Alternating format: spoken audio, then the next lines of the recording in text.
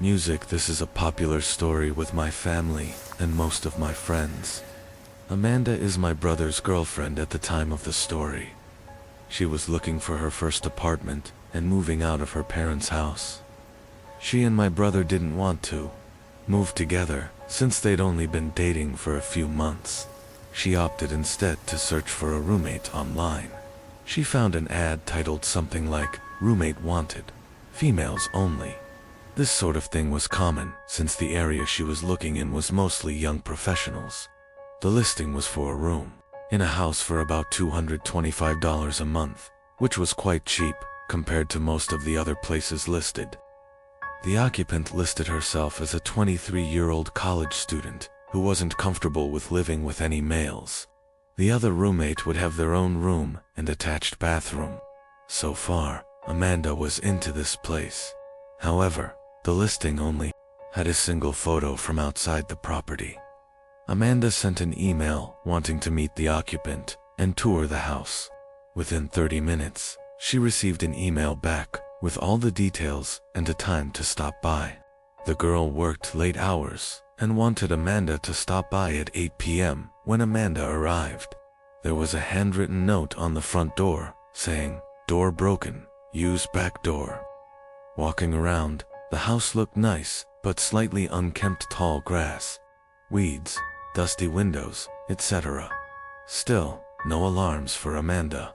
However, when she knocked on the back door, an older man opened it.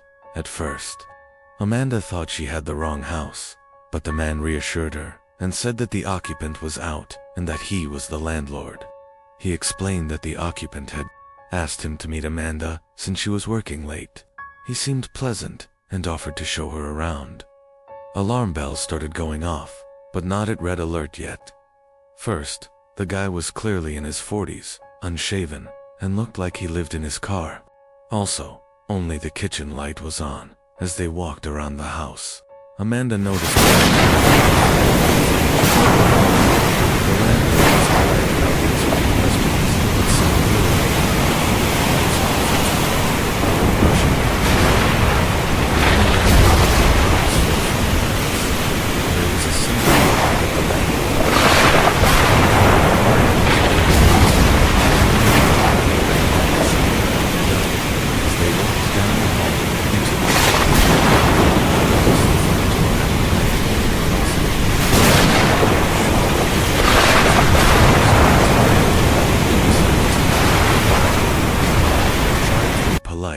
as she was thanking the guy for the showing. He perked up and stated that he forgot to show her the basement. He claimed it was recently furnished and would be a great wreck. Ruman insisted she take a look. At the time, Amanda and the landlord were standing in the small hallway between the front living room and the back kitchen. In this little hallway was the basement door.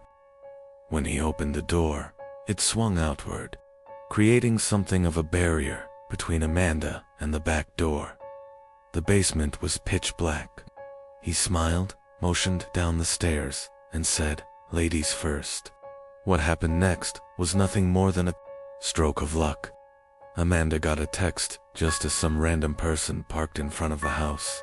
Thinking on her feet, she pretended it was a phone call and answered, "Hey, yeah, are you here? I'll come out from around back and let you in. It's great too. Have to see it." With confidence, she excused herself around the landlord and walked out the back door. She said, the guy just looked at her like he was confused. Once outside, she sprinted to her car and sped like hell out of there. When Amanda got home, she told her mother and my brother everything. The cops were called.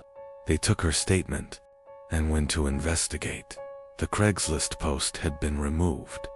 It turned out that the house had been foreclosed over 6 months earlier, and the property had been abandoned.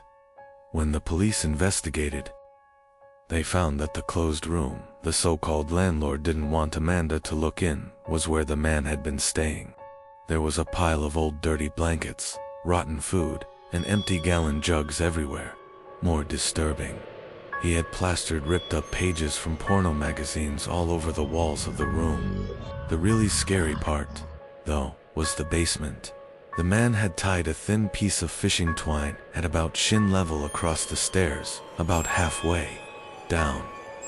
The basement was empty, except for another pile of old blankets, a broom handle wrapped in leather belts, and a small box with a few rolls of assorted tape. This is a popular story with my family and most of my friends. Amanda is my brother's girlfriend at the time of the story. She was looking for her first apartment and moving out of her parents' house.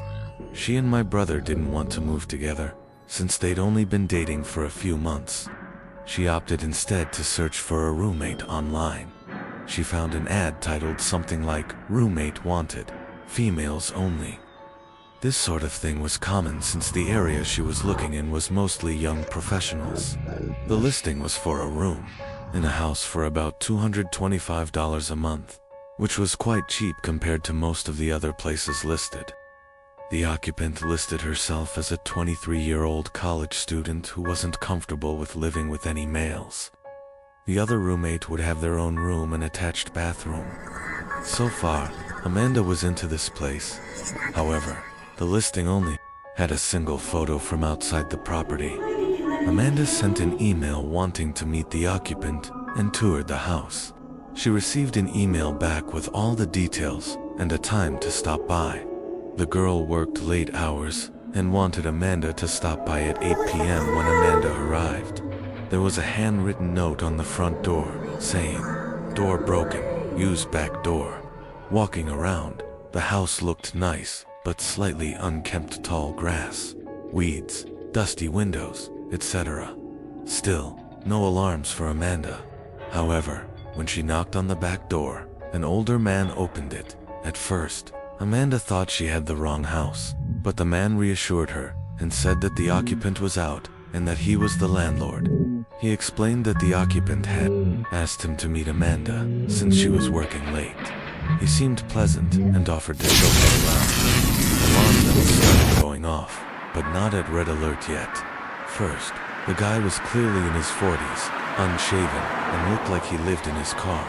Also, only the kitchen light was on. As they walked around the house, Amanda noticed one huge red flag: no furniture, nothing. The landlord was polite about answering questions, but seemed irritable about keeping the lights on for too long, rushing her around, and only letting her look at rooms for a few moments. There was a single room that the landlord wouldn't open, telling her that it was the occupant's room and he didn't want to invade her privacy. As they walked down the hall into the living room, she noticed the front door had a plank nailed across it, broken, for sure. Amanda's creepometer started to ding. She decided to wrap up the walkthrough and leave, but tried to be polite, as she was thanking the guy for the showing. He perked up and stated that he forgot to show her the basement. He claimed it was recently furnished and would be a great wreck room and insisted she take a look. At the time, Amanda and the landlord were standing in the small hallway between the front living room and the back kitchen. In this little hallway was the basement door. When he opened the door, it swung outward, creating something of a barrier between Amanda and the back door. The basement was pitch black. He smiled, motioned down the stairs, and said, "Ladies first." What happened next was nothing more than a stroke of luck. Amanda got a text just as some random person parked in front of the house. Thinking on her feet, she pretended it was a phone call and answered, "Hey, yeah, are you here? I'll come out from around back and let you in. It's great you have to see it." With confidence, she excused herself around the landlord and walked out the back door. She said the guy just looked at her like he was confused. Once outside, she sprinted to her car and sped like hell out of there. When Amanda got home, she told her mother and my brother everything. The cops were called. They took her statement and went to investigate. The Craigslist post had been removed. It turned out that the house had been foreclosed over 6 months earlier and the property had been abandoned. When the police investigated, they found that the closed room the so-called landlord didn't want Amanda to look in was where the man had been staying. There was a pile of old dirty blankets, rotten food, and empty gallon jugs everywhere. more disturbing. He had plastered ripped-up pages from porno magazines all over the walls of the room. The really scary part, though, was the basement. The man had tied a thin piece of fishing twine at about shin level across the stairs, about halfway down. The basement was empty, except for another pile of old blankets, a broom handle wrapped in leather belts, and a small box with a few rolls of assorted tape. I was up late looking for goalie equipment on Craigslist some night in the summer. I was only 14 and had no job and therefore no money, so I had to find the cheapest deal possible. I didn't really care about the condition of anything. I came across an ad that seemed like a steal. The pictures showed the pads, blocker, glove and stick. They were all in visibly good condition. It was only listed for $50. That seemed like an insane deal. I contacted the seller via text, and he asked me a few questions, one of which was how old I was. I responded, 14, and he told me he was glad to hear that I was dedicated at a young age. It didn't really seem weird to me at the time, but now that I look back on it, I should have been wiser. I asked the seller for his address, but he instead asked me what town I was from and suggested meeting somewhere within walking distance from my house. I didn't know how I felt about this, but I really wanted that equipment. We agreed to meet in the parking lot of the mall, which was literally down the block from my house. I stood alone in the exact spot I described for a few minutes, until I heard somebody toot their horn. I noticed a white van parked away from all the other cars. Then I received a text saying that he was in the white van. I replied, telling him to come out with the equipment, but he said it would be easier to do the transaction in the van. I had a really bad feeling about this and hightailed it out of there. I ran down the block, and when I looked back, I saw the white van driving down the street behind me. Now there was someone in the passenger seat as well. I didn't want to lead them to my house, so I cut into some random person's backyard and hopped over the fence. I was on the opposite side of the block now, hiding behind a bush. Within seconds, the white van passed by and turned at the next corner, vanishing from sight. It was safe to run back to my house now. That night, I heard a vehicle engine running outside. I looked out my window down to the street and saw the white van sitting across from my house. But as soon as I looked out the window, the van drove off down the road, out of sight. I haven't seen it since. I don't know if they saw me or not, or if they somehow found my address. It makes me paranoid to this day. Ever since I can remember, we've always had one of those old vintage Parker Brothers Ouija boards sitting in our closet collecting dust. When I was a kid, I always wondered what it was. From the box, it seemed like a horrible board game. One day, I found out what a Ouija board really is, and immediately dug it out of the closet. I insisted on my brother trying it out with me, and eventually got him to play along. We put our hands on the planchette, and I began asking the typical questions like, "Is there anybody there? And can you answer me?" Other than my brother jokingly moving the planchette around to imitate an answer from some kind of entity, there was no real response. After getting bored, we put the game back in the box. I did a little research that night to find out how to make Ouija boards work. Many people online said that the most ideal environment when using a Ouija board is in a dark room, only lit by candles. So when my parents weren't home, I managed to gather 6 or 7 candles and convinced my brother to try it one more time. I lit the candles and set them around the table in the dining room with all the lights out. We tried one more time. I asked again if there was anybody there. The planchette began to move. I told my brother to stop moving it, but he swore he wasn't. I told him to move his hand away, and he did. It kept moving. My brother thought I was messing with him, but I didn't pay attention. The planchette landed on the word yes. I was only 9, so I was legitimately terrified. My older brother had to take over. He asked the question, "Are you a good spirit?" There was a pause before my brother's hand moved, along with the planchette, to the word no. We both looked at each other, and at this point, I ran to my room and shut the door behind me. but he continued on with the so-called game. I heard his muffled voice come from the dining room, and then all of a sudden, I heard him screaming at the top of his lungs. I ran back downstairs to see what was wrong. He was holding up his shirt, revealing a small, open wound that almost looked like a claw mark. He told me to set the fireplace immediately, and I obeyed. He threw the thing in the fireplace and told me to never speak of what happened to anybody. We have never used a Ouija board since. I got a call from my cousin, who said that he, his brother, his dad, and his best friend were using a Ouija board in their basement prior to starting. They took a large porcelain doll out of the room because it was creepy and placed it in the adjacent room, face down on a pile of towels. My cousin took a short break because the board was just spouting nonsense and he had to go to the bathroom. His dad, brother, and friend started asking the board questions without him. One of the questions was, "Who is in the other room?" It just started spouting random numbers. When my cousin came back into the room, his brother said that it wasn't working and that they were going to put it away. Then he showed him the answer to the last question he asked.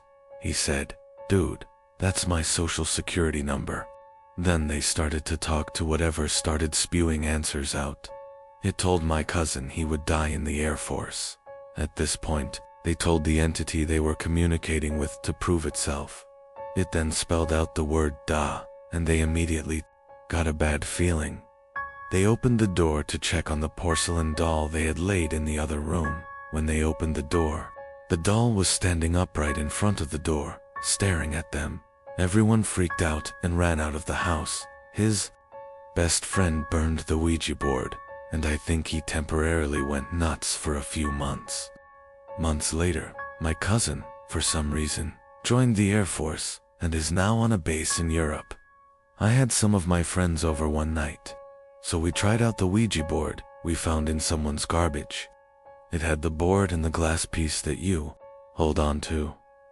The four of us held on to the piece and asked stupid questions, just messing around. At all times, one of us was moving around the glass piece just to try and fool the others. When one of my friends went to the bathroom and the other got bored, it was just me and one of my other friends still holding on to it.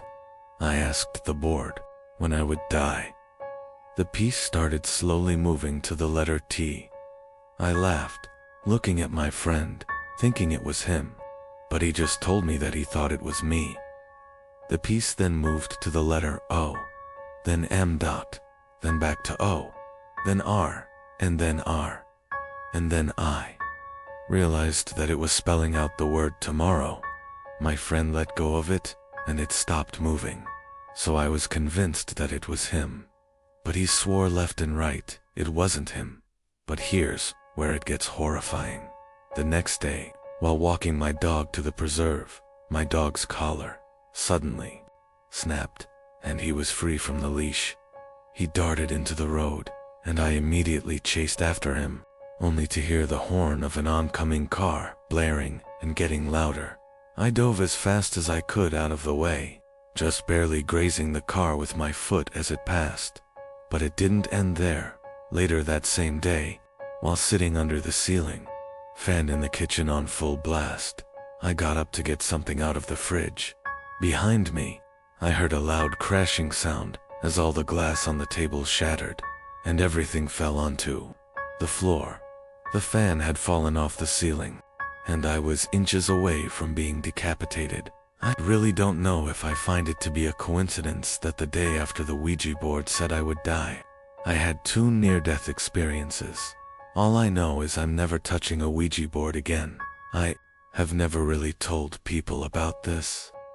We had a huge closet full of old board games, and one of them happened to be a Ouija board. I always wanted to try it out, but my family was always home, and I felt weird trying it in front of them. There was this one weekend that my parents were going to the city, and my brother was going on a Boy Scout campout, so I would have the whole house to myself for a weekend. It might have been pathetic that I was more excited to try out a Ouija board than to party with friends while the house was empty. The weather was terrible windy and rainy, but I felt that a rainy night would actually make it more ritualistic. Around midnight, I set up the board in my dining room and dimmed the lights. I asked a bunch of questions that generated no answers, so I eventually put the board away and went to bed. I woke up in the middle of the night to hear a creaking noise downstairs by the front door. At first I thought nothing of it, but then I heard it again, and it was closer this time, closer to the stairs. I sat up. At this point, I was getting concerned. Another creaking sound, this time from one of the stairs. I was sure somebody was in my house. This was before cell phones were mainstream, so calling the police wasn't even an option. The creaking sounds were getting closer until they were right outside my door, and then they just stopped. It felt like hours while I lay there, clutching my covers, waiting for something to happen. A huge strike of lightning momentarily lit up my bedroom, and I swore I could see some kind of black lint type object wrapped around the open door. I tried to hold my breath, to be as quiet as possible. But what happened next was the worst part. My door suddenly slammed shut, and I couldn't help but let out a shriek. Now I was completely under my covers, shaking and crying, wanting to scream. The windows in the house were closed, so there was no draft. I just knew something was going to happen, but nothing happened. I sat under my covers for hours, thinking somebody or something was in the room with me. When the sun started to rise, I finally snuck a peek out of my covers. My room was just as empty as before. I somehow found the courage to leave my bedroom and search for any signs of a break-in. Everything looked normal, no broken windows or unlocked doors. I then spotted the Ouija board on the table again. I have always been kind of superstitious, so I immediately linked the happenings to the Ouija board. I chucked the damn thing in the outside trash can and brought it out front to the curb. Since then, nothing has happened, and I didn't tell anybody about it. You wouldn't understand unless you were in that kind of situation. Then you would agree that nobody would believe a word you say. Nobody really knows except for the people that read my story online. I know for a fact that those events were linked to the Ouija board. Music, I can tell you from personal experience that trying a Ouija board is a huge mistake. It was the summer of 2013. My friends had a vintage Ouija board that was allegedly worth a decent amount of money. My friend agreed to trade it with me for a video game that I never played, so I happily made the trade. I tried using it alone, but it proved to be just a scam. I didn't really expect it to work. I mainly got it just for the money to be made off of it. I threw this stupid thing on the floor of my living room and forgot about it. Everything was going normal until the next morning. I woke up and found that the two plants I had sitting on my coffee table had been knocked over, and the Ouija board was sitting on the table. I didn't remember putting it there, nor did I understand how the plants could have fallen over. Wind was definitely not an answer. I wondered if it was possible that I had sleepwalked, or maybe I was half awake, walked down to get a glass of water, and bumped into them or something. I moved everything back in place, but the carpet already had dirt stains on it. I brought the Ouija board box up to my room and tossed it on the floor. Things got bad that night. While lying awake in the dark, I was disturbed by the sound of a muffled click. I looked up, not sure what it was. Then I saw through the cracks of my closet door that my closet light was on. I had no idea how it could have turned on, but I got up and opened the closet door anyway. There was nobody in there, but that hadn't even crossed my mind. I turned the light off and jumped back into bed. Probably 10 minutes later, I heard the same clicking sound. Naturally, I looked to the closet and felt my heart sink a little. The closet light was on again. A mix of confusion and fear started building up inside of me. I once again turned off the light and cautiously got back in my bed. I found myself waiting for the closet light to click on again, but what happened instead was much worse. Instead of the closet light turning on, the whole room suddenly filled with light as I heard the main light switch flick. I had seen enough and was out the door within seconds. I quickly pieced things together and took that old Ouija board to the closest dumpster. Nothing weird ever happened after that. Living No, Maine, 2008. A creepy gnome was caught on film in Argentina. Jose Alvarez, who filmed the gnome, reported that they caught the creature on film while lurking about in their hometown of General Grammys, Argentina. He stated, "We were chatting about our last fishing trip. It was 1 o'clock in the morning. I began to film a bit with my mobile phone, while the others were chatting and joking. Suddenly, we heard something, a weird noise, as if someone was throwing stones. We looked to one side and saw that the grass was moving. To begin with, we thought it was a dog, but when we saw this gnome-like figure begin to emerge, we were really afraid." Other locals have since come forward to say that they have spotted the gnome, and the town has been covered in a pall of fear ever since the first sighting. The devil's footprints in the night of February 9th, 1855. After a light snowfall, a series of hoof-like marks appeared in the snow.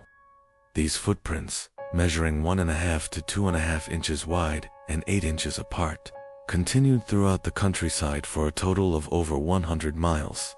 Although veering at various points, for the greater part of their course, they followed straight lines. Houses, rivers, haystacks, and other obstacles were traveled straight over, and footprints appeared on the tops of snow-covered roofs and high walls. The footprints also led up to and exited various drain pipes as small as 4 inches in diameter. There were also rumors about sightings of a devil-like figure in the Devon area during the scare. Many townspeople armed themselves and attempted to track down the beast responsible, without success. Recently, on the night of March 12, 2009, more strange marks corresponding to those left in 1855 were found again in Devon. Jeffin, September 1931. The Irving family claimed to hear persistent scratching and rustling noises behind their farmhouse's wooden wall panels. At first, they thought it was a rat, but then the unseen creature began making different sounds, spinning like a ferret, growling like a dog, or gurgling like a baby. The creature soon revealed an ability to speak and introduced itself as Jeff, a mongoose. It claimed to have been born in New Delhi, India, in 1852. According to Voiri, the daughter who was the only person to see him properly, Jeff was the size of a small rat with yellowish fur and a large bushy tail. Jeff variously claimed to be an extra clever mongoose, an earthbound spirit, and a ghost in the form of a weasel. He once said, "I am a freak. I have hands and I have feet, and if you saw me, you would faint. You'd be petrified, mummified, turned into stone, or a pillar of salt." Voiri Irving, who took Jeff under her wing, died in 2005. In an interview published late in life, she claimed that Jeff was not her creation. James Worsenin, September 3rd, 1873. A man named James Worsen had accepted a challenge to race in record time from the town of Leamington to the town of Coventry, a 20-mile trek. He had been boasting of his foot skills and was asked to prove them. With sporting good spirits, he set out to do just that. 2 friends, Hammerson Burns and Barham Wise, followed behind in a horse-drawn carriage. Burns brought along his camera. Worsen was never out of their sight and would often turn around, while running to exchange some friendly words with the 2 riders. Running in the middle of the road, Worsen suddenly appeared to stumble and pitch forward.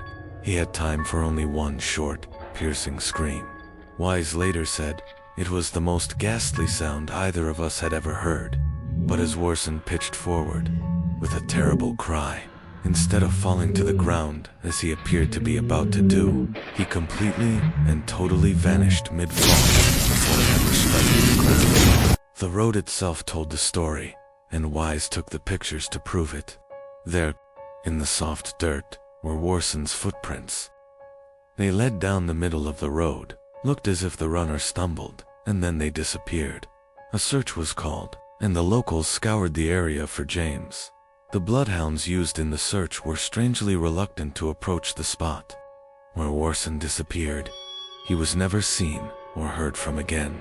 Larry, August 7, 1973, remains a day of mystery and possible tragedy. Several people in New Mexico that day, using CB radios, heard the disturbing cries for help from a little boy. He said his name was Larry and that he was trapped in a red and white pickup truck. He was with his father, who he thought had a heart attack and was dead. He said that they had been on a rabbit hunting trip when his father collapsed on the steering wheel. Larry claimed that the truck had flipped over into a ravine and that both doors were jammed shut, making him unable to escape. The boy's signal faded in and out over the next few days and was also heard in California, Wyoming, and Arizona. In a panic, Larry began to flip between channels, crying for help. Police began a search and rescue team. One helicopter pilot, who was searching the Manzano Mountains in New Mexico for Larry, says that he made contact with a little boy calling for help, but he called himself David, not Larry. A family traveling from Missouri was reported missing on August 11th, and they had a son named Larry, but they were eventually found. On August 12th, an Army sergeant claimed to have spoken to the boy for 3 hours, but could not get him to give more information.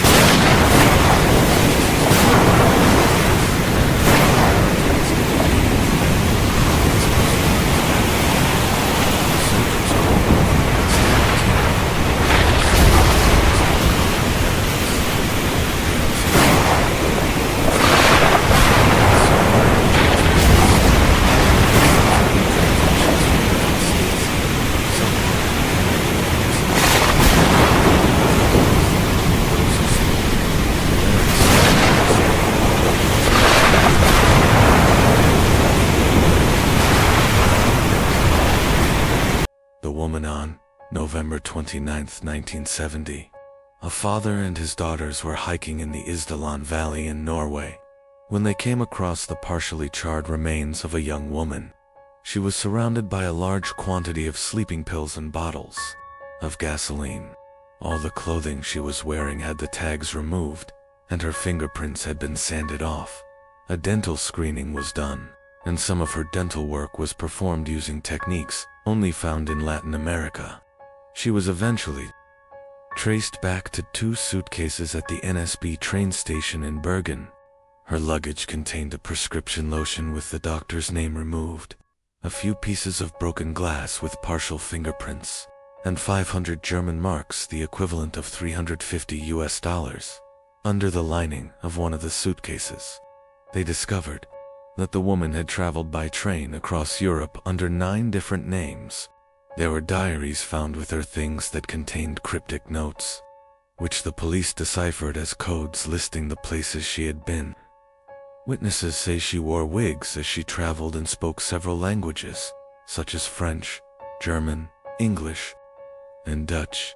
She stayed at several hotels in Bergen, and after checking into each, she would change rooms several times, always requiring a balcony, and always ordering porridge with milk for room service.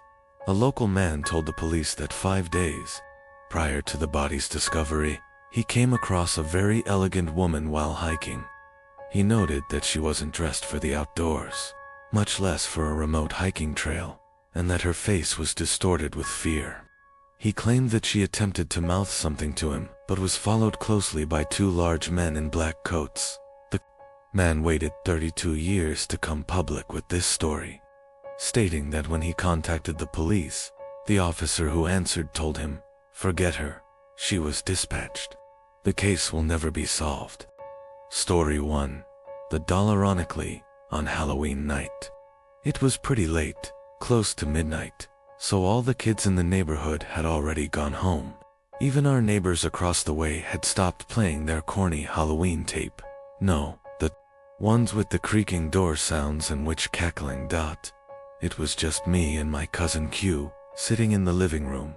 My other cousin, who was about 4 years old, had left her doll laying on the floor face down. It was one of those baby alive dolls, or something like that, the ones with the moving eyelids. Q had issues with that doll the moment it was bought. She hated it, and said it was creepy. In fact, she often threw it down the basement stairs.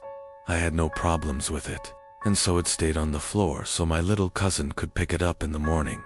It was very quiet for about half an hour, until I heard a loud rasping, shuffling noise that seemed to be coming from outside. It sounded like an older man, right outside our window. I turned to Q, who looked back at me. "Did you hear that? It's probably the neighbor's tape again," she said. She went back to typing on her computer. It was silent for another minute before we heard the rasping noise again. Louder this time. It sounded like the man was trying to say something.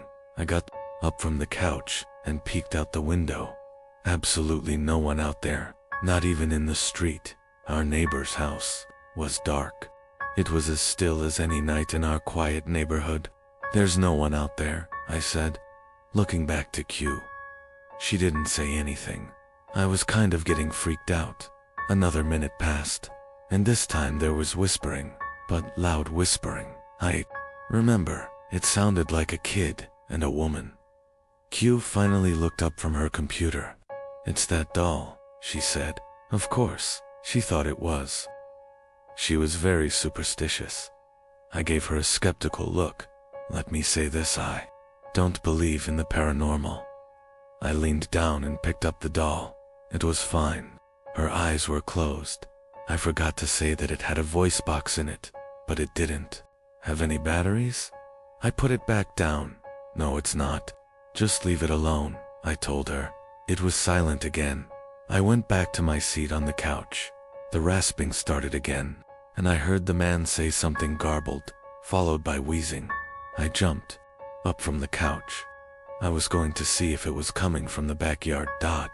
Just as I started walking, I noticed that the doll had moved a little. I picked it up again and turned it over. Its eyes were open, and it was heavier than before. I dropped it, and Q threw it down the basement again. I still have no idea what to think. Q denies it ever happened, and my little cousin never asked about her doll after that. I saw the doll only one time after that, on the top basement step, laying on its side. This time, I pushed it down the steps. I was up late reading on a cold night. My bedroom is on the first floor, and I live alone in a relatively quiet and wooded area. For that reason, a lot of my windows didn't have any blinds, since it wasn't as if people driving by were able to look into my house. Plus, I like waking up to the sunlight shining in my bedroom.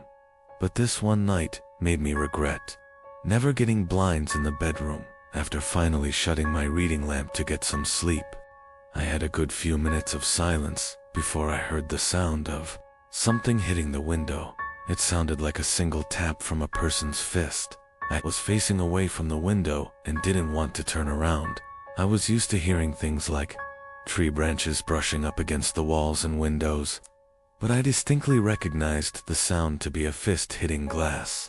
The thought that somebody might be outside my window watching me frightened me. The fact that somebody would walk all the way onto my property to my bedroom window. I tried to accept that maybe it was just a tree branch, but a single knock at the window confirmed my fear. It was a fist hitting the glass. Somebody was outside my window. I figured that if I just ignored it, they would go away. Maybe it was just some punk trying to mess with me. If they thought I was sleeping, they would get bored. Another knock at the window came, and I desperately tried to just stay still and show no reaction.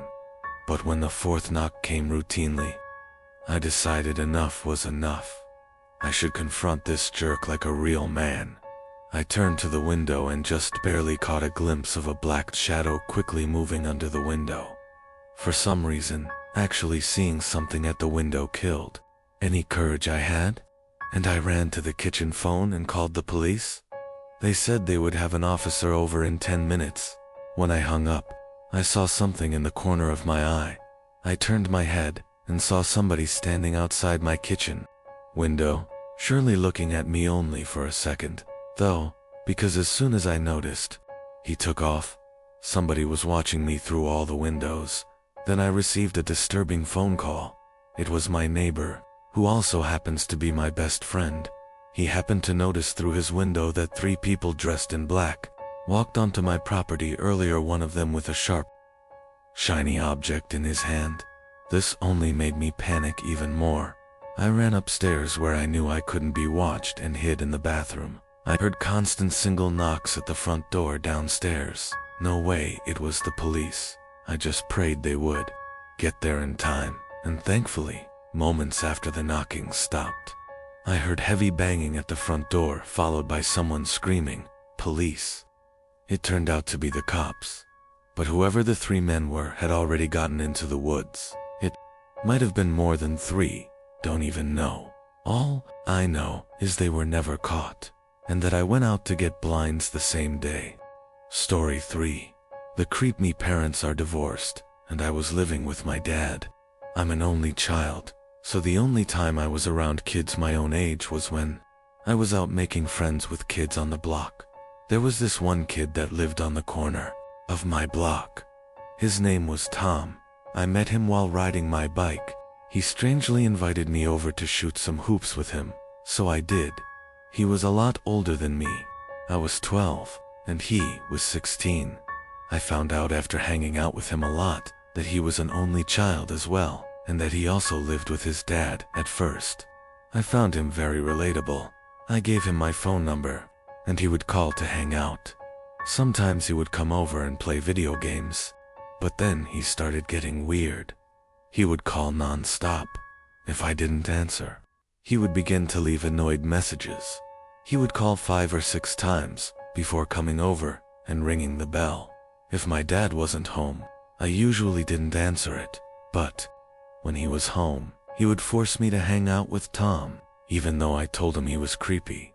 I biked with Tom back down to his house while pretending to listen to him babble on about stupid stuff. This kid would never shut up.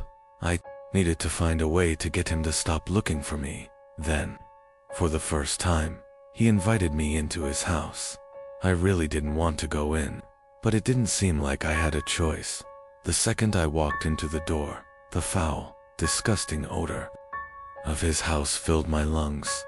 Clothes were tossed all over the floor, broken glass in one corner of the room, and what looked like coffee stains on the wall.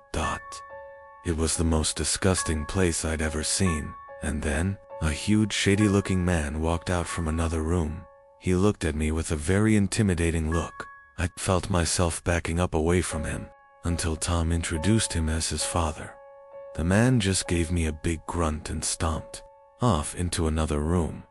It was official, this kid was a complete creep.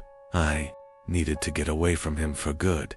I decided I didn't even want to be in that house anymore, and just made up some excuse to go. I think that I said I forgot I had a doctor's appointment at that moment. His smile slowly faded as an unhappy, if not extremely angry, expression crossed his face. He didn't even give me any response. He just looked at me with this unnerving stare. I left in a hurry and ran back down the block to my house. The door was locked. Surprisingly, I unlocked it with the key my dad made me carry and found that he wasn't home. I really wanted him to be home then. I found a little sticky note on the fridge saying he was called into work for a possible storm emergency. That night, before going to sleep, I checked my email for a response from somebody on eBay, but instead, I had about 5 new emails, all titled in capital letters, and they were all sent from an email named TomTom20@AOL.com. It was him. I never gave him my email and still have no idea how he got it. One of the emails was titled "You Made a Mistake." Another was titled "I Know Where You Live," and the rest were filled with profanity and threats. I was only 12 and was extremely intimidated by this. So, I was ready to call my dad, but as soon as I was heading to the kitchen phone, I heard the sound of rustling bushes outside. I opened the blinds of the window that was facing the bushes and was greeted by the face of a huge man, who I instantly recognized as Tom's dad. I called the police, but by the time they arrived, he was already gone. When my dad came home early because of the situation, we went on to get a restraining order as soon as possible. Tom and his dad moved out about a month after that. Story 4. Beer thiefed. Me, aunt and uncle had been renting out a house for several years after they built a new place. I spent a few months alone before a buddy from work asked if I was looking for a roommate. I thought about it for a few days and ended up allowing him to move in. It was a 2-bedroom place with a den, an office, and a garage. He decided he wanted his own space since the bedrooms were right next to each other. So he moved his stuff into the office and the garage. I have to admit, it was a pretty cool setup he had. The only problem, he didn't have a bathroom or kitchen out there, so he would use the kitchen and toilet in the house. We worked different schedules, so I would often leave the house unlocked for him. One night, I went to my girlfriend's house for dinner. After I got back, I decided to grab a 6-pack of beer I had bought the previous night. When I opened the fridge, my beer was gone. I assumed it was my roommate and went into a blind rage. I stormed out into the garage and slammed his bedroom door open. He was sleeping and rolled over. I screamed at him, asking why he drank my beer without asking. He said he didn't touch my beer and rubbed the sleep out of his eyes. Having lived with him for a while, I was pretty good at judging when he was lying. I felt he was telling the truth. My heart sank as I came to the realization that somebody had stolen our beer from the fridge and whatever else. We went back into the house and made sure everything was in its place. The TV was there, all the furniture. It wasn't until I went into my bedroom and realized my $2,000 laptop was gone that we began to panic. My buddy called the cops, and we searched high and low for the beer and laptop. Thinking I might have misplaced them, we soon gave up and began to search the yard for whoever had done this. We didn't live alone in this house, though. There was a room that had been built on several years after the house was built. My aunt's dying mother spent her last couple of years living there, as it was easy for my aunt and uncle to care for her during her sickness. When she died, they began to rent the room out to a strange woman before eventually moving out themselves and renting the rest of the house. The woman remained there until we moved in, and my aunt and uncle had their concerns with her. They believed she was a drug addict, which became evident to us during our stay there. She behaved erratically, and we would hear strange noises from her end of the house at all hours of the night. Her brother moved in several months after we did, which was strange because her place was a 1-bedroom suite. We figured he just slept on the couch or something. He was even weirder than her though. He wouldn't acknowledge me when I pulled up into the driveway while he was sitting having a smoke. Trying to make conversation with the guy was pointless. He basically just stared through your soul. One night, he even asked my roommate if he could score him drugs during our search for the burglar. We went out to the garage door, only to find bare footprints in the snow. The footprints led from their suite door to our garage door. We put 2 and 2 together and began banging on their door. We said we knew it was him, and he better answered the door. Someone inside lifted the curtain and made eye contact with me, which to this day still gives me chills. The cops showed up and took down all our information. They searched the house and found nothing and no one. We showed them the footprints and explained that the people living in the suite were drug addicts. We gave the officers their names. They ran the names in their cruiser and came back to inform us that the man had a warrant in another province and was convicted of breaking and entering several years back. The cops knocked on their door for several minutes and identified themselves as police officers to no avail. They informed us that because the warrant was from out of province and technically the man hadn't committed a crime there was nothing they could do about it. The cops left and it was 1 a.m. So my roommate and I went to bed.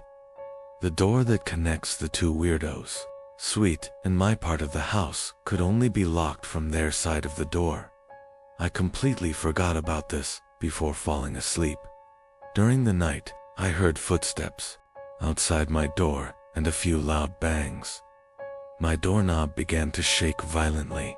I was barely awake and brushed it off as my roommate. Luckily, I always lock my bedroom door at night.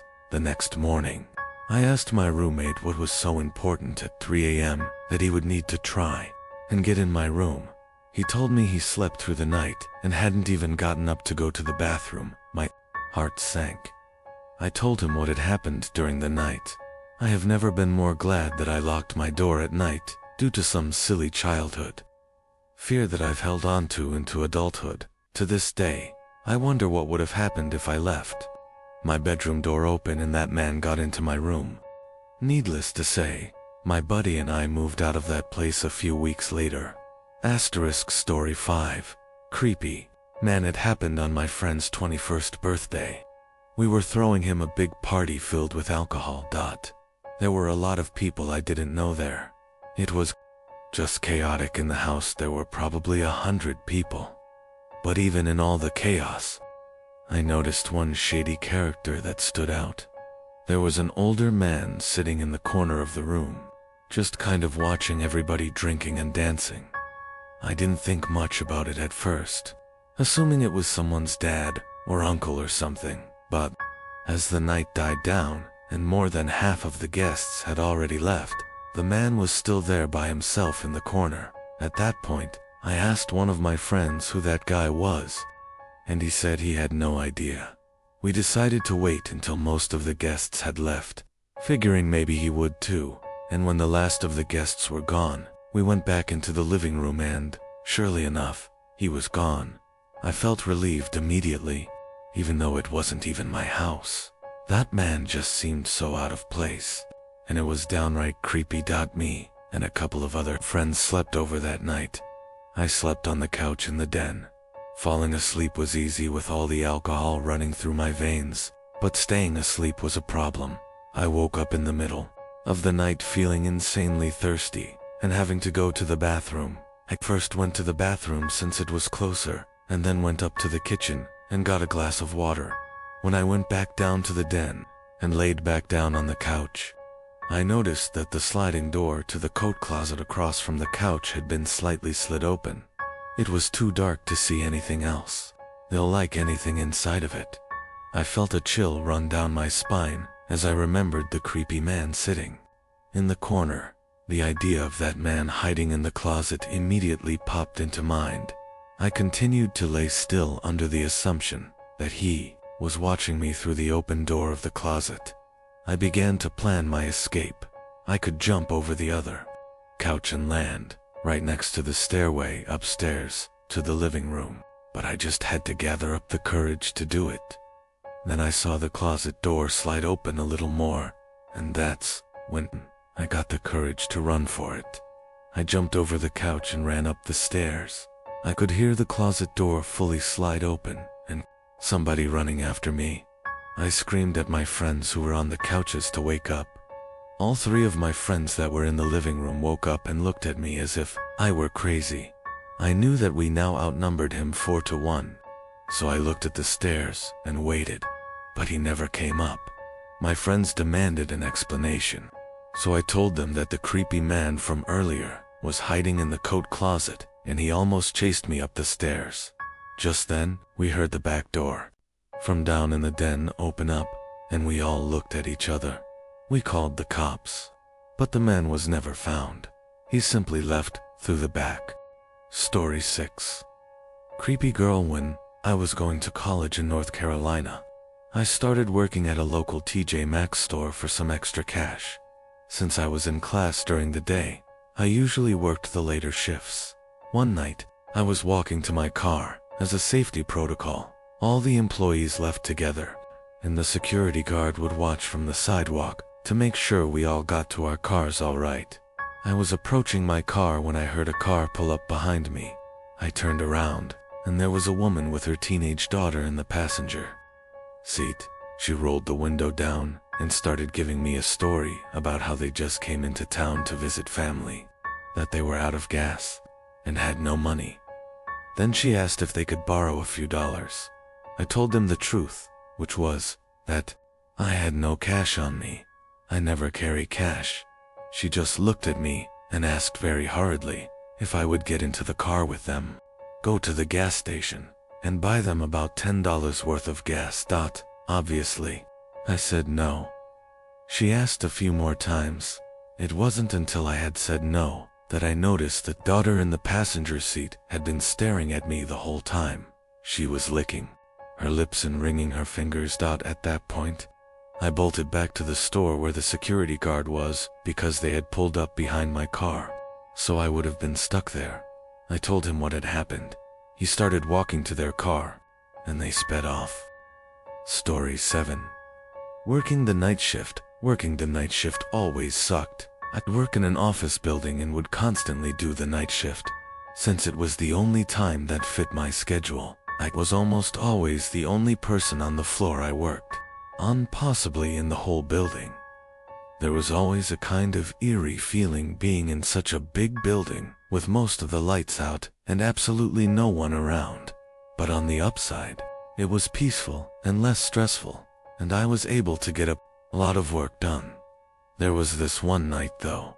It was a Friday night, around 2 o'clock in the morning. I was typing away on my keyboard when I heard a noise from outside my cubicle.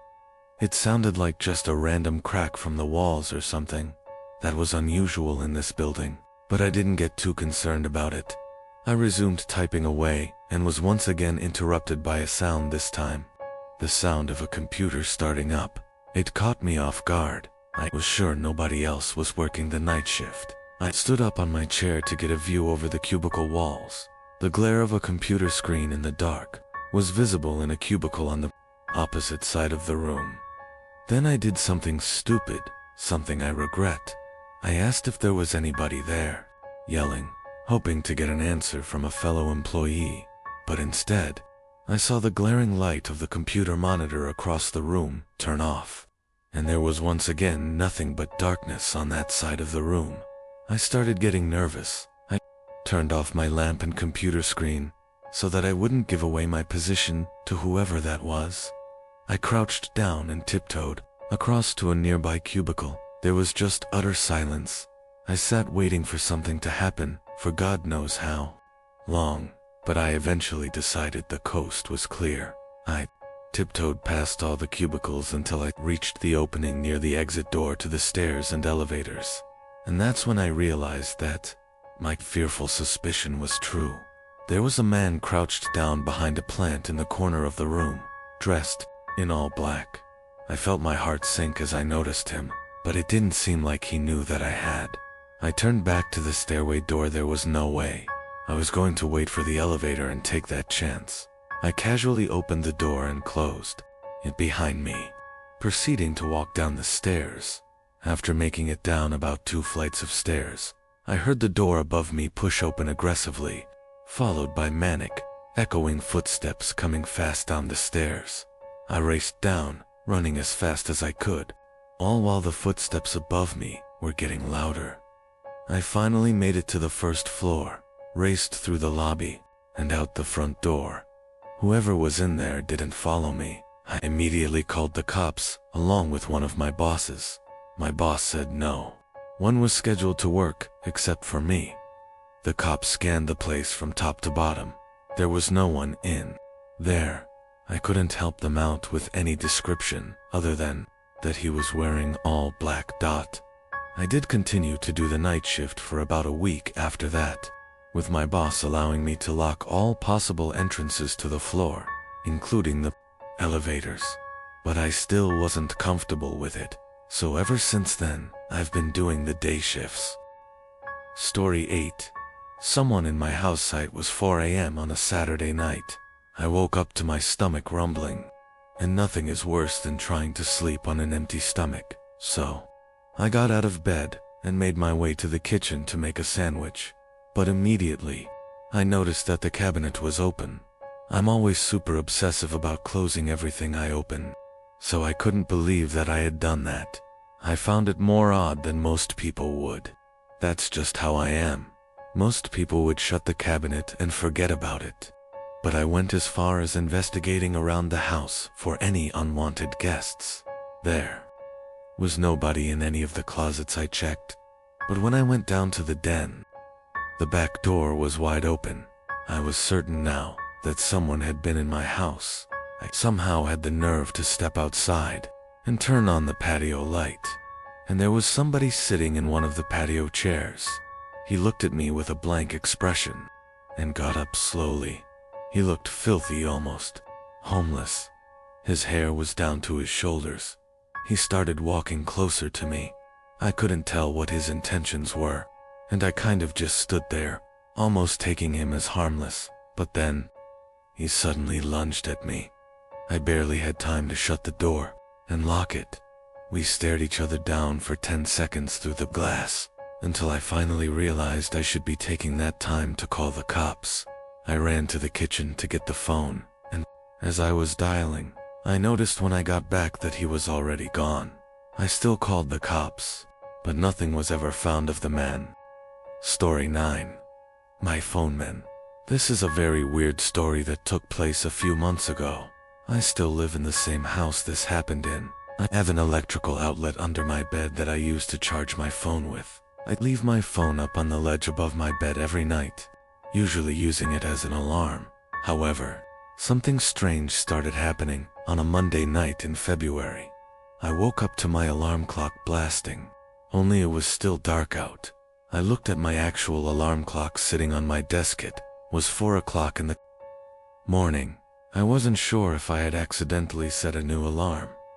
The alarm was titled down. I unset it and went back to sleep, not overthinking it. The next night, I woke up again to the sound of my phone's alarm clock blasting. I saw that the time was 3 o'clock in the morning, and the alarm clock title was set to beneath. No way had I set that alarm. I would remember something like that. I figured my brother was playing a joke on me somehow. The next morning, I told my dad to tell him to stop messing with my alarm clock, that it was interrupting my actual sleep on school nights. But he swore on his life that he had never touched it, and I kind of believed him. That night, I put a password on my phone and wrote it on a sticky note just for safekeeping. I hid the sticky note on the wall behind my bed and made sure no extra alarms were set.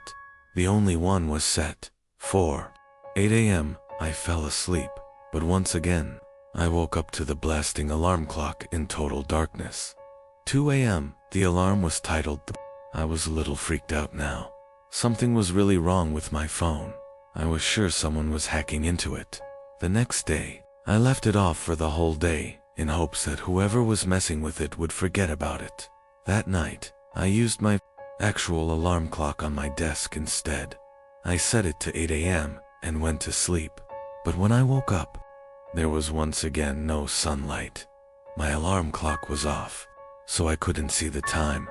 It was my phone. It had been moved to the ledge. But the alarm clock sound wasn't the usual marimba tone. It was some kind of distorted screaming. I turned off the alarm, which was titled Bed.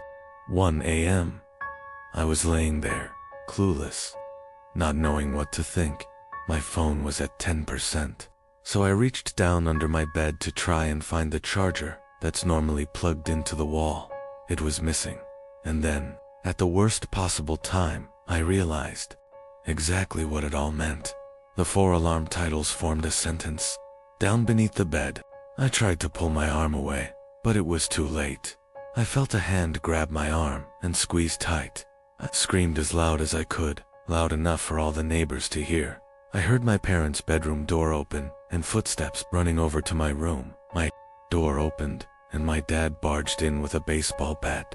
He saw that I was being pulled down to the edge of my bed. My dad reached under my bed and grabbed a hold of the man hiding underneath. He knocked him out with the bat and called the cops. The man clearly didn't plan that out well, as he basically trapped himself under my bed. The police told us that he was a registered sex offender who had been arrested 10 times. He's extremely messed up in the head and clearly gains pleasure from messing with and scaring his victims. It scares me the most that he was in our house, and under my bed for 4 nights. Story 10. My friend's most horrifying experience that ever happened to me didn't even directly happen to me. I have a friend that I'll call Ty. We would hang out or at least text every day. But there was this one day that he didn't respond to any of my texts or calls. I went over to his house, which was a block away, to see if he was all right. I knocked and rang, but he didn't answer, which was weird because his car was there. I got the feeling he wanted to be left alone, but late that night, I got a FaceTime request from an unknown number. I cautiously answered it, with the camera aimed away from my face. A face popped up on the screen, and it was Ty. I felt so relieved and showed my face. But when I got a better look at his face, I noticed something was off. He looked ... different, like a lot more tired and paranoid. And he was also in an unfamiliar room. I asked him where he was and why he wasn't answering. He just responded that he was fine and that he was at home. I asked him whose phone he was using, and he just paused, blankly, staring at the camera. Finally, he answered that he was using his uncle's phone. That was really weird. But before I could question him further, ... he suddenly demanded that I lend him $10,000 and that he'd pay me back. He laughed at first, but then I saw that he was serious. More than just serious. His face was filled with ... worry. I asked him why the hell he needed so much money, and there was another long pause, just staring into the camera. Finally, he just said, "I have to go," and the call ended. It was probably one of the weirdest and most unnerving experiences of my life. I had never seen him act so weird. Something was clearly wrong with him, but it was late, and I figured I would just go over to his house tomorrow and talk with him the next day, first thing in the morning. I went straight over to his house and rang the doorbell about 10 times. He didn't answer. I eventually gave up. If he wanted to act sketchy, that was his problem. But late that night around the same time, I received another FaceTime call from another unknown number. I answered it, and again, it was Ty. But this time, ...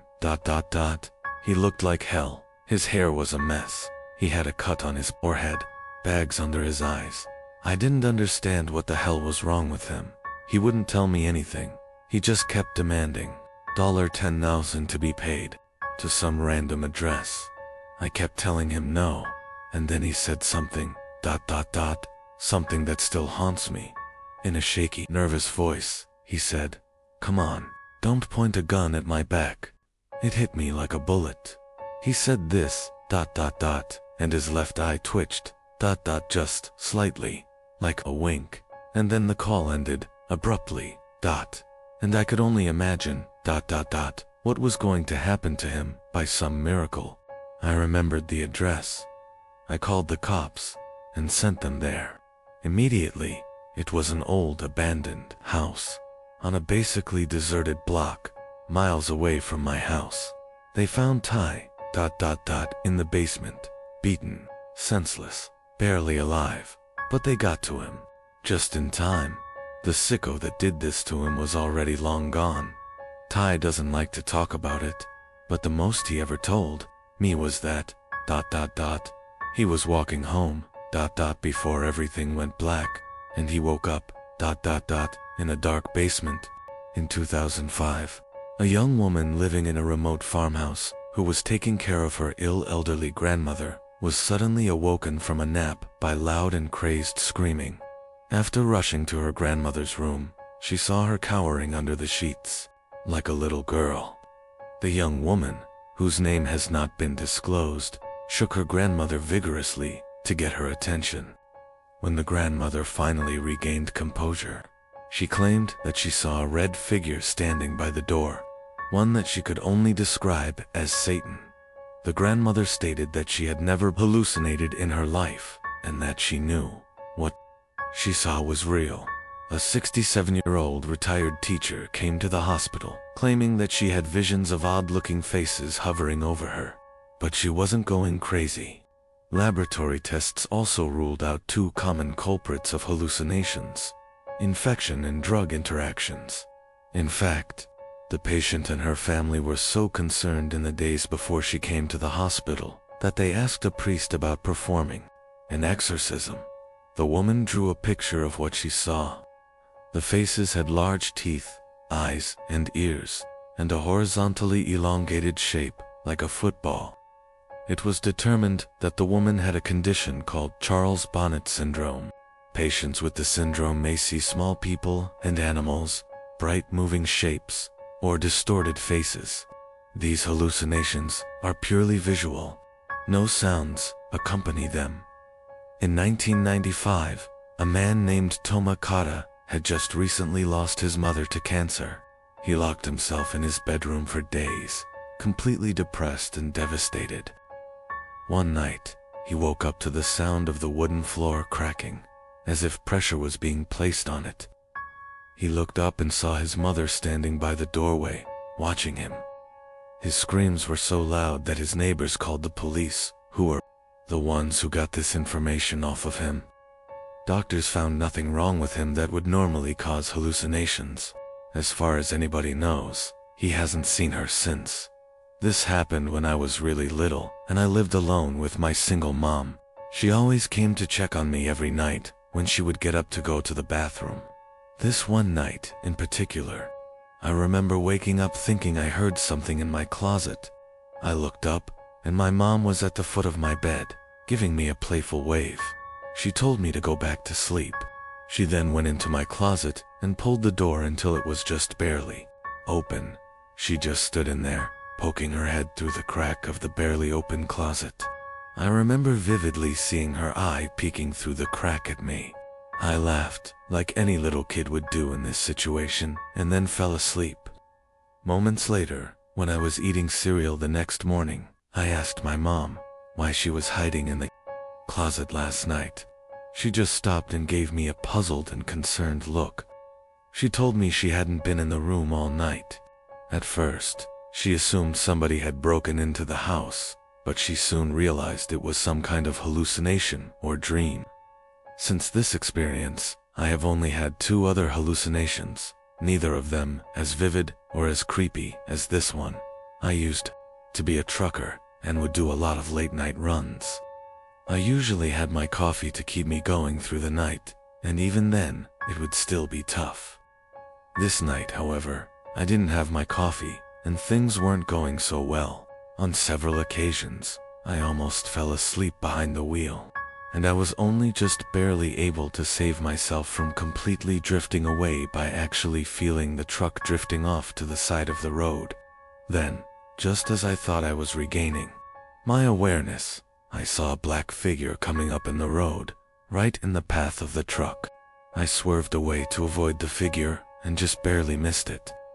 I had to come to a complete stop to try and gather my sanity back up. I looked in the left rearview mirror. The figure was still standing in the middle of the road. I am not usually a person to confront things in any situation, but something possessed me to get out of that truck and give the person a piece of my mind. But when I got out of the truck, there was nobody there. I was seemingly the only person on this road for miles. I took off after that, and about 5 miles down the road, I pulled over and fell asleep. I think my mind was playing tricks on me that night, but I don't know why my brain would create such an eerie image. I was 13 years old. I never really had sleeping problems. I was actually a really heavy sleeper. It happened on a Saturday morning. I went to bed late the previous night. When I woke up, I couldn't move at all. The only thing I could control were my eyes, and when I moved my eyes to focus on the corner of the room, I saw the most horrifying thing I had ever witnessed in my life. There was a man, probably about 8 feet tall, with a cut-open mouth, dripping blood, made to look like a smile. In the man's hand was a large carving knife. My biggest fear came true as the man started hovering towards me, not walking, not even moving a single limb, just hovering over to me like a ghost. I tried to scream, or move, or anything, but I was paralyzed to my bed. The man reached the edge of my bed, inches away from my face, and for the first time, he moved his arm up the arm with the knife. He raised the knife up to the ceiling, and I knew what was going to happen next. I closed my eyes, the only thing I could physically do, and waited for it to happen. But as I lay there, for probably 30 seconds, unharmed, I opened my eyes back up. The man was gone, and then I realized I could move. I got out of bed and ran to explain what happened to my parents. They immediately seemed to understand and explained that I had just experienced sleep paralysis.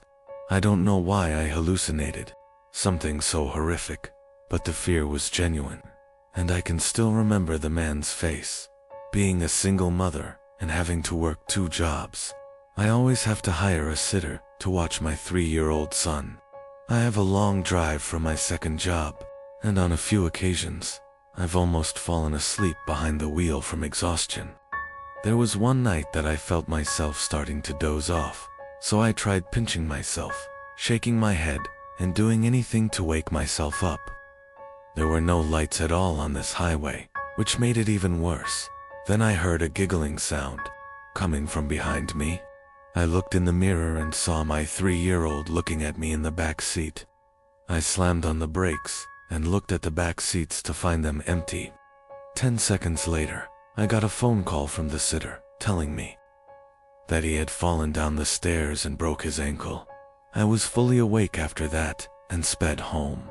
To this day, I still believe, because of this, that mothers have some kind of sixth sense when it comes to their children. This is the scariest thing that has ever happened to me. I live in the country, but not a desolate area. I had a decent amount of neighbors that were close enough. There were still woods in all directions. Though I was home alone as usual one late night when I heard a legit scream coming out in the woods. I went outside into my backyard with a flashlight just to take a look through the trees. This was late, and nobody was still up, and all the lights were out, shining the light through the trees. I froze when the light landed on a tall figure, probably twice as tall as me, and it had some kind of long trunk hanging from its face that went down to its waist, almost like an elephant. It was moving in some kind of creepy march in my direction. All that I could see from it was blackness. There was no color to it. I walked backwards into my house and slid the door shut, still looking in the direction of the thing. But it was gone. It completely silenced the night, vanished from sight. I still sincerely hope what I saw and heard was just in my head. You can see some weird things when you're tired. But the thing about this story wasn't tired. Me and the family were on vacation at some resort in a very rural area of Pennsylvania. To make the setting creepier, there weren't many young people there for me and my brothers to hang out with. It seemed like more of an adult resort. But then one day, when I was walking outside of the main lodge of the resort, I, for some reason, looked up to a window on the second floor and saw a teenage girl looking down at me from that distance. She looked kind of cute, so I gave her a wave, but she didn't show any sign of reaction, so I just moved on. However, later that same day, I was so bored that I was sitting on the swing set at the little playground of the resort, and that's when I saw the same girl again. She was a little ways away from me, down past the playground, close to the tree line, and she was just standing there, staring at me. Being a teenage guy, my hormones controlled my body, and so I got off the swing and began walking over to her. As I started getting closer to her, I realized she wasn't as cute as I thought she was. There was something about her face that just gave off a creepy vibe. I can't put my finger on it, but if I had to say, I think it would have to do with her eyes in her mouth. Once I got about halfway over to her, she turned around completely and ran into the woods. And I mean, she full-on ran into the woods. I stopped in my tracks, completely turned off. This girl seemed like a freaky stalker. I didn't see her for the rest of our stay at the resort. During the car ride home, miles and miles away from the resort, I was thinking about her, how maybe if I followed her into the woods, I could have gotten laid, even though there was something off about her face. But then what I saw next made me feel like my heart dropped into my stomach. Looking down ahead, I saw the same girl standing by the tree line on the side of the highway. As we sped past her, I saw her head turned so that she was always looking right at me, even through the tinted minivan windows. I asked my parents if they saw her, and they just responded, "Saw who?" Soon afterward, I accepted that it was all in my head and that the girl was never even there. I can tell you from experience that sleep paralysis is the scariest thing you can go through. I was 19 at the time, and unlike most other people, I had experienced sleep paralysis 3 times in my life. But on one horrible night, it happened the 4th time. And it was much worse than any other time or anything in my life. For that matter, I opened up my eyes just as the morning sun began to peek its light into my somehow opened blinds, but I found myself unable to move. It's already a hellish experience enough. But what I saw only made it an emotionally scarring experience. There was a little girl standing by the wall, staring me down. At least I assumed she was because her eyes were nothing but black. Anyone's neutral response would be to jerk up and scream or attack, but I couldn't do anything. The girl then started taking giant, exaggerated steps, stretching her legs more than humanly possible. She reached my bed and stopped, and finally, she threw her hands around my throat and squeezed. I couldn't breathe. She was choking me, and in reality, I could not breathe. I thought I was going to die, and I couldn't do anything about it. I was completely helpless. And then, just as I felt as if I were taking my final gasps, my hands jerked up, and I hit myself in the face. The girl was gone, and I was fully awake. I felt like I had been underwater for a whole minute, gasping for air. I had been genuinely cut off from breathing in air, but that wasn't even the scariest part. What I find the most terrifying, and you can only understand if you've experienced something like this yourself, was watching that little girl, with her hands around my throat, choking me almost to death, and just sitting there watching and feeling it, unable to do anything. A few years ago, something very weird happened with my best friend. I was 15 years old. One night, I decided to sleep over at my friend's house. After a night of scary movies, we were in the mood to do something exciting. Not far from my friend's house was a demolishing site, a block of houses in a very terrible state that would be demolished the day after tomorrow. The local government would demolish them to make room for new houses. The whole site was fenced in, and warning signs saying, "Do not enter," hung everywhere. The houses were boarded up by planks. Doors and windows were sealed shut. No one could get in. We decided to go for a walk on the old block and take some random photographs. My friend knew a spot where we could enter the old block. When we walked there, we noticed that every house was boarded up tight, so we couldn't get in. We noticed a house with a window on the top floor that wasn't very well boarded up. We could see into the room. We took a photo with a digital camera. Later, we went home and took a look at the pictures we had taken. Suddenly, we came across the photo of the window. We saw a woman dressed in a brown raincoat with white skin and black hair. As long as we could visibly see, the woman looked very sad. We hadn't seen any woman up there when we took the picture. Moreover, the windows and doors were boarded up.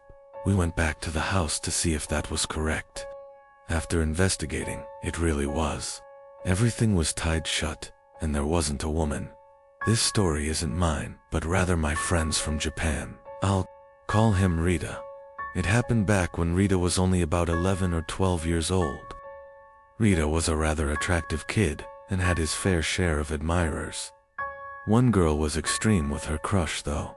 I'll call her Ayano. Ayano was a lot older than Rita. She was 17. She was an acquaintance of Rita and lived down the road from him. Rita hadn't thought much of her until she started stalking him. Every day and every night. She would be following him one way or another, whether it be in person or online. Rita first started getting the creeps when she started messaging him over 20 times a day stuff like "be safe," "are you alright," "sleep well," etc. This was a little weird, but he overlooked it. Then, the messages started getting creepier. Instead of the usual checkup messages, they got more personal things like "you should eat your lunch," "if he skipped lunch," or "think your sister is hungry." When his little sister was crying, Rita stopped using both his phone and social media at this point. But it didn't end there. Rita's mother was almost never home, so he was frequently looked after by babysitters. One day, he had a new babysitter. It was a YANO. Nothing was particularly strange as she looked after him and his siblings, but she did get a lot closer to his mother than he would have liked. One day at school, Ayano approached Rita and told him that his mother would be out of the country for a week, and that she told her to let Rita stay at her house. Rita was hesitant at first, but hey, it was his mother's wish. He couldn't go against that. Ayano told him that his mother had already left, so he could go home with her after school that day. Rita reluctantly agreed and went home with her. When he got there, her parents weren't home. Things get a little blurry here, as my friend choked up, telling the story, as it still scares him today.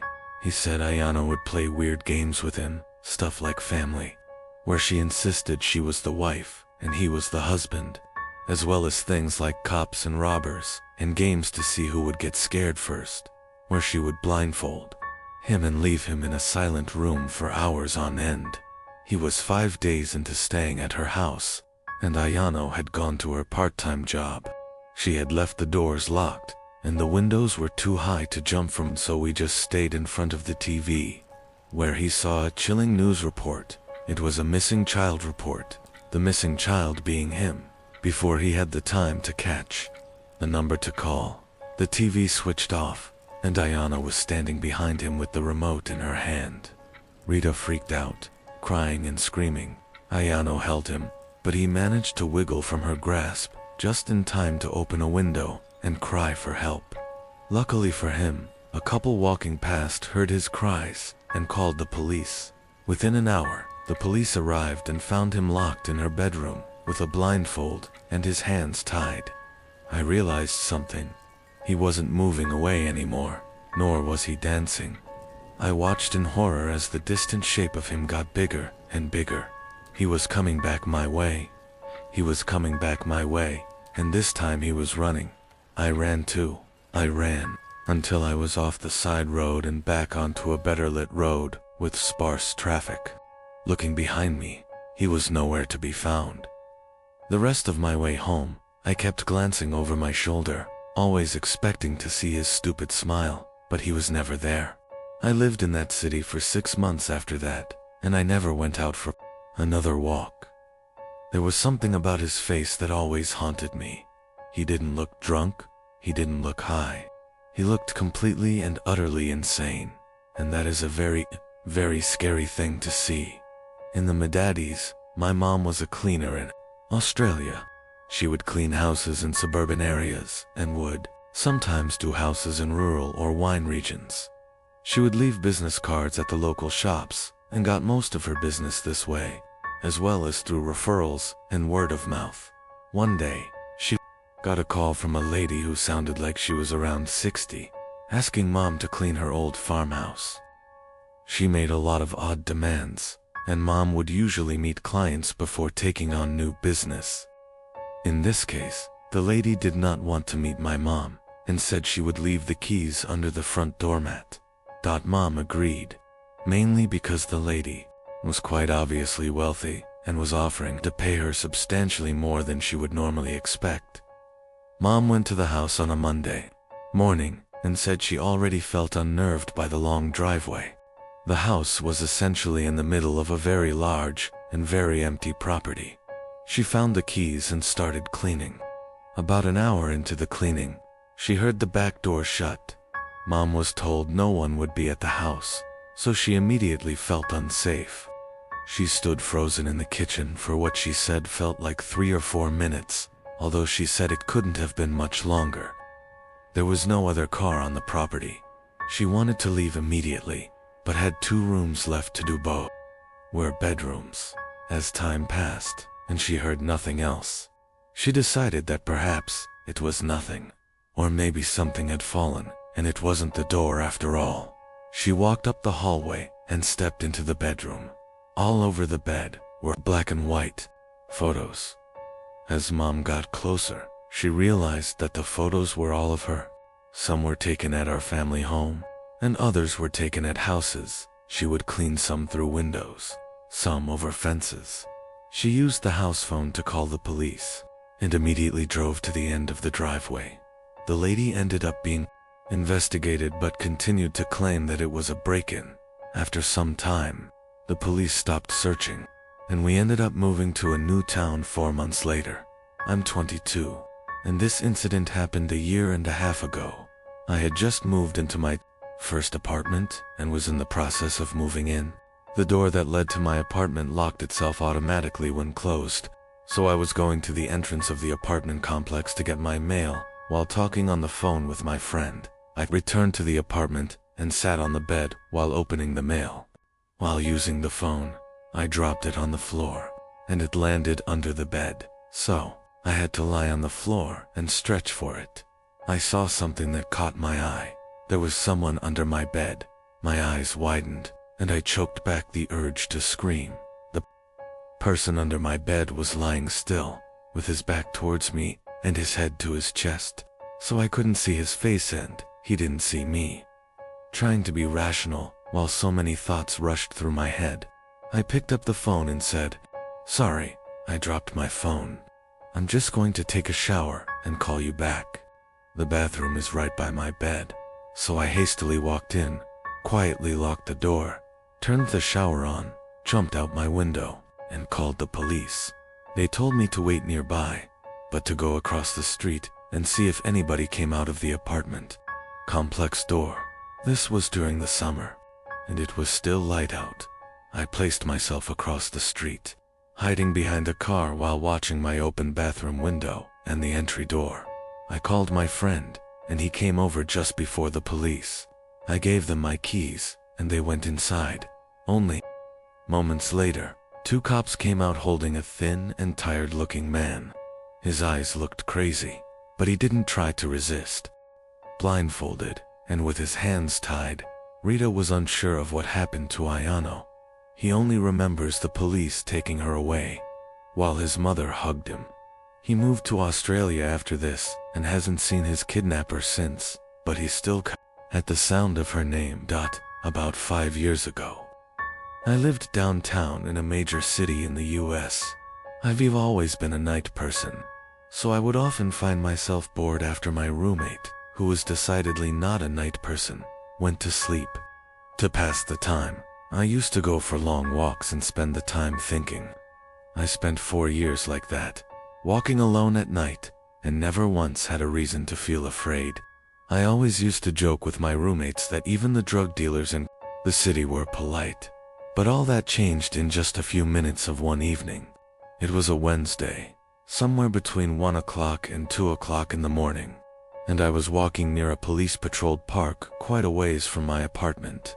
It was a quiet night, even for a weeknight, with very little traffic and almost no one on foot. The park, as it was most nights, was completely empty. I went down a short side street in order to loop back to my apartment when I first noticed him. At the far end of the street, on my side, was the silhouette of a man dancing. It was a strange dance, similar to a waltz, but he finished each box step with a forward stride. I guess you could say he was dance walking, headed straight for me. Deciding he was probably drunk, I stepped as close as I could to the road to give him the majority of the sidewalk to pass me. The closer he got, the more I realized how gracefully he was moving. He was very tall and lanky, and wearing an old suit. He danced closer still, until I could make out his face. His eyes were open wide and wild, his head tilted back slightly, looking off at the sky. His mouth was formed in a painfully wide, cartoon-like smile. Between the eyes and the smile, I decided to cross the street before he danced any closer. I took my eyes off of him to cross the empty street. As I reached the other side, I glanced back and then stopped, dead in my tracks. He had stopped dancing and was standing with one foot in the street, perfectly parallel to me. He was facing me but still looking skyward, his smile still wide on, his lips dot. I was completely and utterly unnerved by this. I started walking again but kept my eyes on the man. He didn't move. Once I had put about half a block between us, I turned away from him for a moment to watch the sidewalk in front of me. The street and sidewalk ahead of me were completely empty. Still unnerved, I looked back to where he had been, standing to find him gone. For the briefest of moments, I felt relieved until I noticed him. He had crossed the street and was now slightly crouched down. I couldn't tell for sure due to the distance and the shadows, but I was certain he was facing me. I had looked away from him for no more than 10 seconds, so it was clear that he had moved fast. I was so shocked that I stood there for some time, staring at him, and then he started moving toward me again. He took giant, exaggerated, tiptoed steps, as if he were a cartoon character, sneaking up on someone, except he was moving very, very quickly. I'd like to say at this point that I ran away, or pulled out my pepper spray or cell phone, or anything at all, but I didn't. I just stood there, completely frozen, as the smiling man crept toward me, and then he stopped again, about a car length away from me, still smiling, his smile still looking up at the sky. When I finally found my voice, I blurted out the first thing that came to mind. What I meant to ask was, "What the F*** do you want?" In an angry, commanding tone. What came out was a whimper. What the F***? Regardless of whether or not humans can smell fear, they can certainly hear it. I heard it in my own voice, and that only made me more afraid. But he didn't react to it at all. He just stood there, smiling, and then, after what felt like forever, he turned around very slowly and started walking away. Just like that, not wanting to turn my back to him again. I just watched him go until he was far enough away to almost be out of sight. The policeman who stood beside me and comforted me while the police searched through my house told me that the man had stood outside my bathroom door with one of my kitchen knives, waiting for me to come out. This man had somehow crept in through my entry door while I was getting my mail and hid under the bed. The man who was trying to hurt me turned out to be a homeless person and was placed in a mental hospital when I was 21. My girlfriend and I were staying in my family's vacation mobile home. It was during a snowstorm, and we were sitting on the couch next to the heater, snuggling and watching late-night TV. We were surrounded by absolutely nothing but forests, in all directions, and all that was keeping us from the outside was a wooden door that had a broken lock. The last time my grandparents came up, my grandpa had put a few cinder blocks by the door to use as a temporary barrier, since the door opened inward anyway. While we were watching TV, my girlfriend started shaking me, telling me she heard something outside. I assured her it was most likely a deer or a bear or something. But then, 5 minutes later, my girlfriend looked at me again. I heard it too. I muted the TV so we could hear it better. It sounded like someone was messing around in the little lawnmower shed outside. My car was parked outside, and all the lights were on inside. If there was anybody out there, they knew we were inside. My girlfriend was urging me to go outside and check it out, but I told her she must be crazy to think that I was going out there. The sound stopped, and there was nothing but the sound of the storm outside. After a few minutes, I felt it was safe to shut the inside lights and open the blinds to take a quick look outside, but it was too dark to see anything. I turned on the porch light and was able to see a good portion of the front yard outside. There were footprints in the snow, not animal footprints, they were clearly shoe prints, and they were headed in the direction of the backyard. I went to open the curtains to the backyard window, and when I did, I felt the urge to scream, but my girlfriend did instead.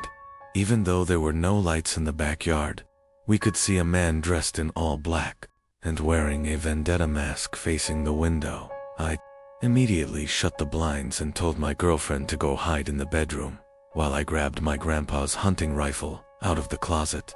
I pushed the cinder blocks and a bunch of other heavy objects in front of the door as a barricade shut all the blinds and lights, and went to hide with my girlfriend in the corner of the bedroom. There was a bang at the front door. He was trying to bust it open. I don't even think he tried the knob. But it didn't matter either way. After a few futile bangs on the door, it seemed the man finally gave up. I stayed up that whole night with the gun by my side while my girlfriend slept. We packed and left first thing in the morning, but the scariest thing there was a fresh set of footprints leading from the front yard window out into the woods. I haven't been up there since, but my grandparents have, and they said there was no sign of a break-in or anything missing. I don't plan on ever going back up there.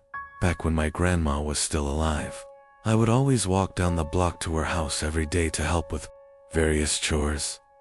There was one day that I walked over to her house at the same time I always did and decided to let myself in. I was surprised she left the door unlocked. She was a very paranoid old lady and normally kept everything locked. I saw her bedroom door was open upstairs, and I heard her opening and closing drawers and cabinets. I walked upstairs, calling Grandma, and as I was about 5 feet from the door, she slammed her bedroom door shut. I knocked, asking if everything was all right. At that moment, my cell phone began to ring. It was my grandma's phone number. I was so confused, but I picked up the phone anyway. My grandma was on the other end, telling me not to come over that day as she was walking over to her seniors club. I felt my heart skip a beat as she told me this. I hung up the phone before she could say anything else. Remaining silent, I knew exactly what was going on. I played dumb and said, "Grandma, I'll be downstairs," and made my way to my grandma's kitchen to grab a knife and dial 911. It remained silent in the bedroom after what felt like forever. The police arrived and burst into the bedroom. The loud and sudden bang of a gunshot caught me off guard. When the paramedics arrived and wheeled out the intruder, I recognized the man's face. It was my grandma's next-door neighbor. The neighbor had apparently seen that my grandmother had left the house and broke in to look for jewelry. When the police broke into the bedroom, they found the man hiding next to the door with a large knife in hand. If I had walked into that bedroom, I would have been as good as dead. The most haunting memory of my life.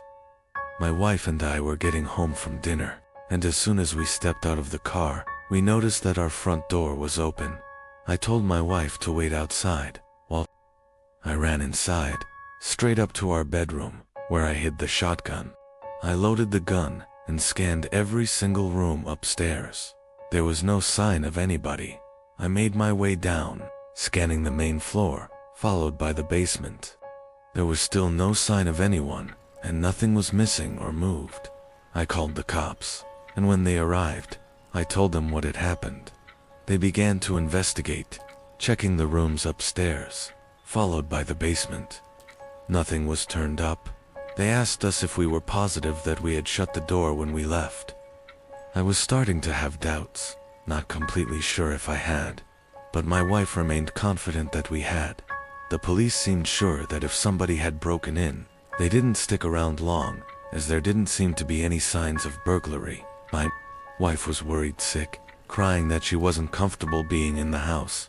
I comforted her the best I could, assuring her that whoever broke in had left in a hurry. I finally fell asleep after hours of rolling around in bed, but my sleep was immediately cut short by the disturbing scream of my wife. I looked at her, and she was staring intently in the direction of the closet. It hit me like a bullet just then. I had forgotten to check the second closet. I looked over and saw, for the briefest second, a man poking his head out of the closet before quickly closing the door.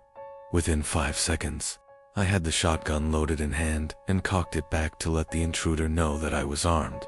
I screamed for him to come out, and just like that, the closet door opened, but instead of showing submission, he made a mad dash for the front door of the house. I could have shot him, but I didn't have it in me. He was never caught. He got away with it, scot-free. I think having that gun saved us from a terrible fate. About a year ago, while still living under my parents' roof, I started experiencing some weird occurrences. In my house, specifically my bedroom. One late night, while I was lying awake in bed, I heard a creaking sound coming from across the bedroom. My closet door had somehow been opened. When I got up to check it, I subconsciously looked inside, just to make sure nobody was in there. Even though I was 26 years old, of course, there was nobody inside. So, I shut the door and went back to bed. Later that same night, I would hear rumbling, rattling noises coming from above. In the ceiling, it sounded like something in the air ducts. It was a very strange sound. I really had no idea what to think about it. But as soon as it stopped, I quickly forgot about it and fell asleep. In the morning, I told my dad about the sounds in the attic the previous night.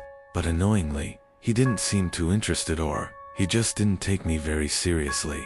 That night, I again lay in my bed, awake, reflecting on life, when, yet again, the slow creak of the closet door creeping open broke the silence. This time, I felt genuinely afraid. I knew the door had been completely shut. It would take someone twisting the doorknob to be able to push it open. This time, I took an extra careful look inside the closet for anyone hiding, even though it wasn't a big closet, and there really wasn't anywhere someone could hide. I rationalized it as being a broken doorknob or something, and that seemed to ease my nerves.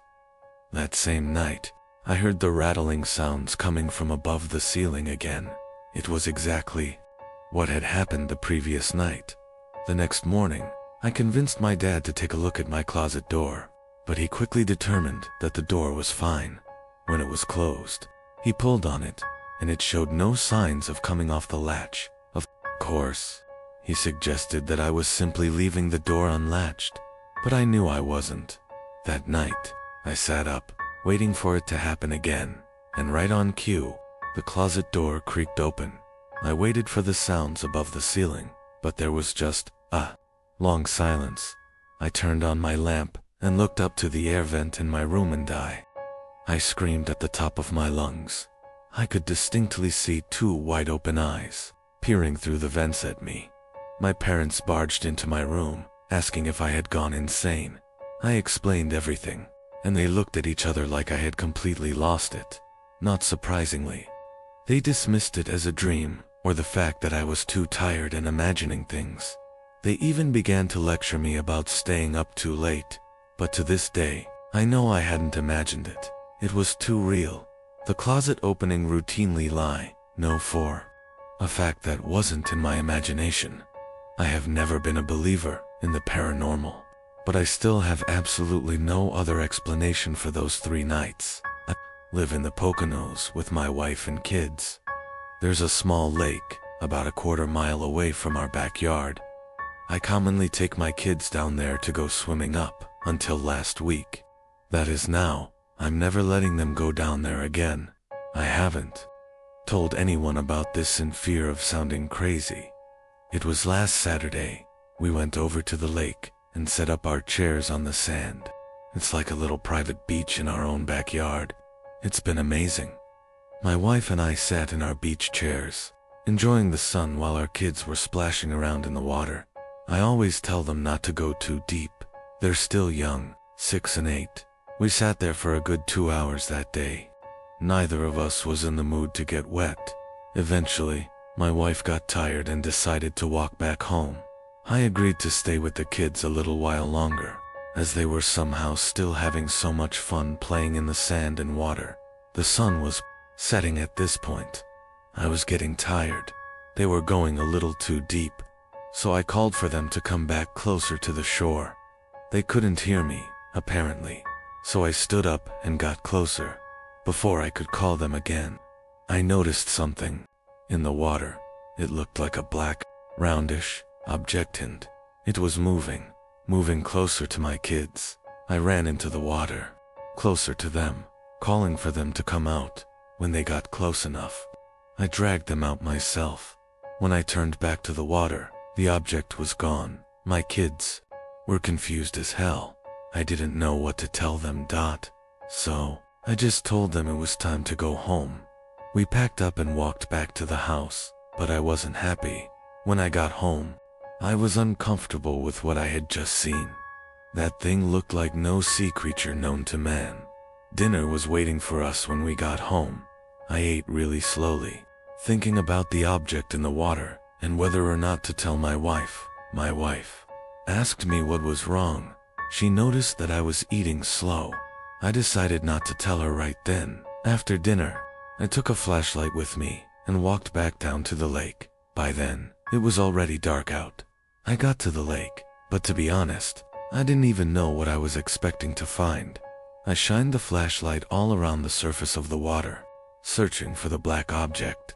And just then, I heard a large splash come from somewhere in the lake. The kind of splash of something emerging out of the water. I thought it might be some kind of animal in the lake. I shined the light all over the place, searching for the source of the sound.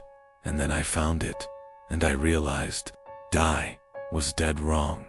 There was a silhouette, a humanoid figure with long black hair covering its whole face. It just stood there, facing me, but not staring at me. Not that I could tell. I dropped the flashlight in horror and sprinted all the way back up to my house, slamming the door shut behind me. I haven't told anybody about this. What kills me is that the lake is only a quarter mile away from my house, and for all I know, that thing could be watching me through my window right now as I write this.